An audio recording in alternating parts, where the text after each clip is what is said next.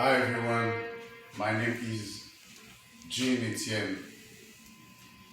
Today we are going to discuss the technique of crime scene investigation. And we have four objectives to see together. So at the end of this presentation, we're supposed to define the crime scene and to know action to take when you found a suspect at the crime scene, and to understand what protocol to follow when entering a crime scene. And the four objective is to know what is take to maintain the integrity of a crime scene. Other thing, what does the crime scene mean? A crime scene is a physical scene. It can be anywhere that may be a potential evidence to an investigator and may include any type of building, vehicles, both an office, a person, place in the open air, any object found at the location. And when the officer arrive at the crime scene, what you have to do, what the action you have to do. Number one, the officer is supposed to follow proper safety and arrest tactic. Number two, he have to take suspect into custody, arrest or detain.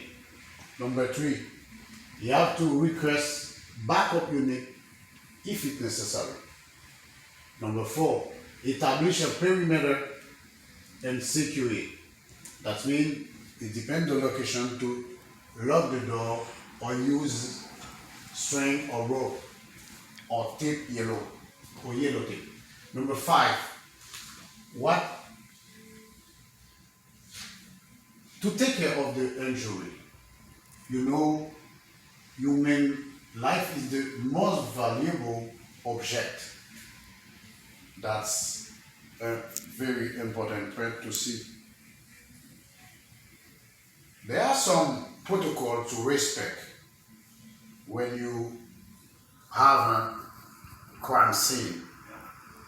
Number one, you have to interview. Number two, to examine. Number three, to take photos. To take photos overall the scene and sharp items, sharp objects you found on the crime scene. To sketch, to observe the situation, to observe the location. And after to process. To process is to take the physical evidence and the testimonial evidence together to make and how to properly enter the crime scene. After making sure the scene is safe, you have to make the evaluation of the situation. The office must proceed with extreme caution, concentrate his attention on evidence that may be found on doors, doorknobs, light switch, floor, etc. Nothing at the scene should be moved. You take notes. And the integrity of the scene is very important for the code, for the officer, for the investigator. You're supposed to know what you have, what you should do and what you should not do when you arrive in the crime scene.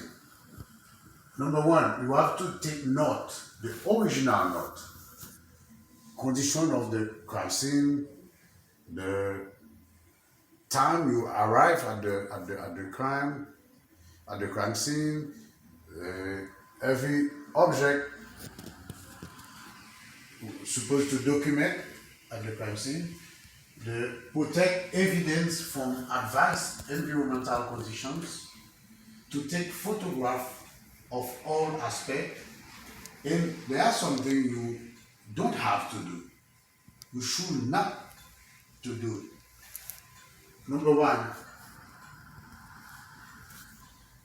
to permit unnecessary people to enter the crime scene.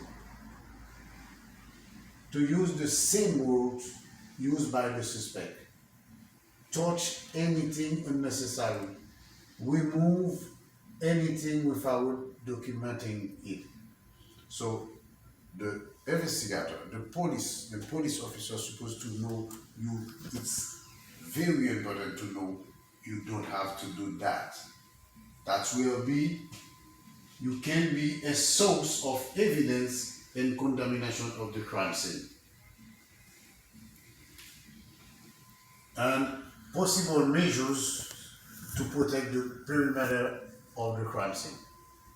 Depending on the location, outdoor or indoor, you may to use, number one, lock the door if you are in a room, and if you are in the street, in the street or somewhere in the air, you string rope, you can use the yellow tape, all means necessary.